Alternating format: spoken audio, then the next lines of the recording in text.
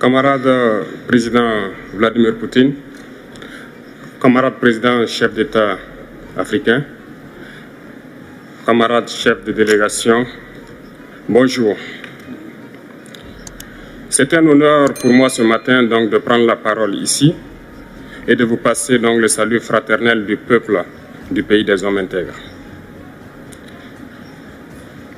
C'est aussi le lieu pour moi, avant tout propos, de rendre grâce à Dieu, Dieu Tout-Puissant qui nous a permis de nous réunir ici ce matin en bonne santé pour parler de l'avenir et du bien-être donc de nos peuples.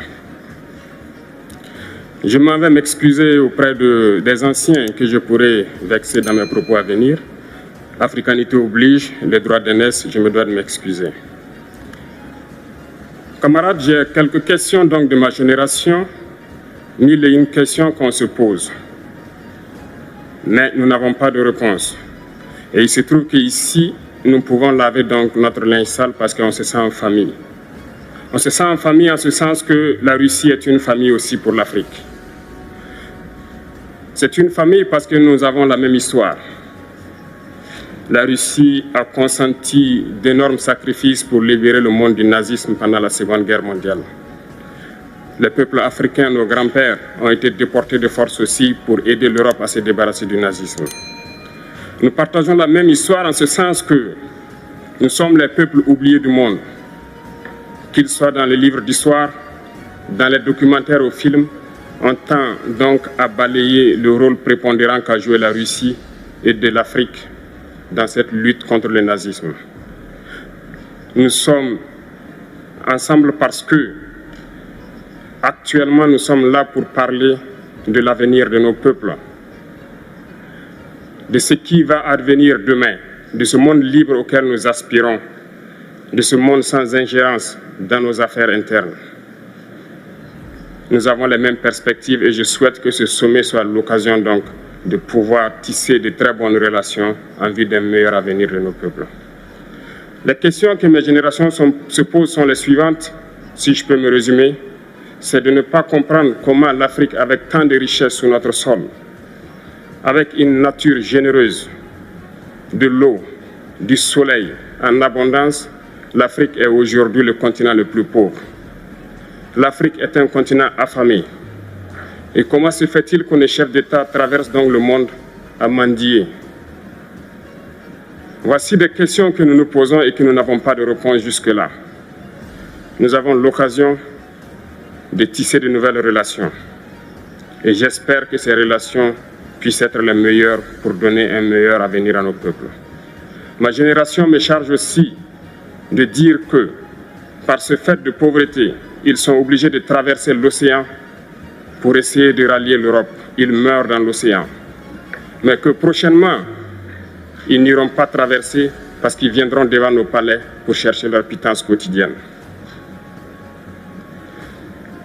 Pour ce qui concerne le Burkina Faso, aujourd'hui, nous sommes confrontés depuis plus de 8 ans à la forme de manifestation la plus barbare, la plus violente du néocolonialisme, de l'impérialisme. L'esclavage qu'on tend encore à nous imposer. Nos dévanciers nous ont bien appris une chose. L'esclave qui n'est pas capable d'assumer sa révolte ne mérite pas que l'on s'apitoie sur son sort. Nous ne nous apitoyons pas sur nos sorts, on ne demande pas que quelqu'un s'apitoie sur notre sort. Le peuple burkinabé a décidé de lutter contre l'île terroriste en mesure de relancer son développement. Dans cette lutte, des vaillants peuples, des vaillantes populations se sont engagées à prendre les armes face au terrorisme, ceux que nous avons affectueusement appelés les VDP, des volontaires.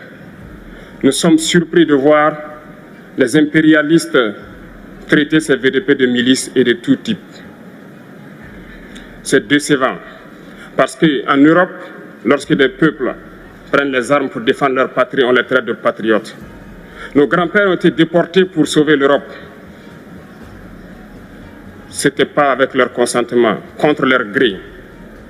Et bien au retour, on se rappelle bien qu'à Tiaroy, lorsqu'ils ont voulu revendiquer leurs droits élémentaires, ils ont été massacrés.